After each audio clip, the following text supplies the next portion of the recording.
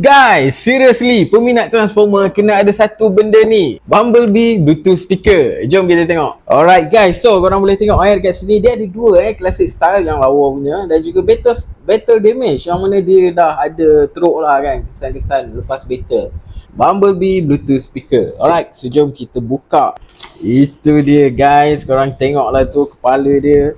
Okey, dia ada bagi satu USB kabel dan dia adalah micro USB dan satu kabel audio jack yang mana dia datang sekali terus lah ni dengan USB, audio jack dan juga micro USB untuk kita charge.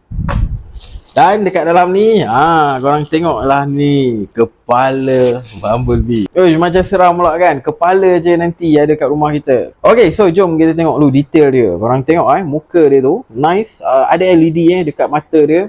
Dan sini dia punya design dia cantik dan nice. Bug material agak berkualiti, not bad. Dia plastik semua tapi agak berkualiti. On off ada kat sini. Lepas tu ada button ni lah, play, pause semua, next semua ada dekat sini. Boleh masuk TF card kalau korang nak play music, boleh masuk music dalam card dan masukkan card. Dan ni tempat charge dia. Jom kita on tengok.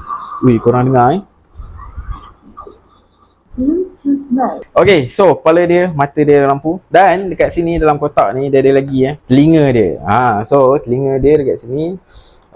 Ini kita akan pasang di sini lah, dia punya telinga. Alright, so kita masukkan terus lah. Okay, so kalau korang tengok, dia ada mata dia. Apa lagi guys, jom kita test. Okay, kita dapat connect dengan dia punya Bluetooth dan kita akan test play lagu lah.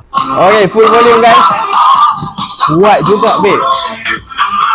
Okay, speaker dia dekat sini tepi ni. Kuat juga kuat juga. Nice.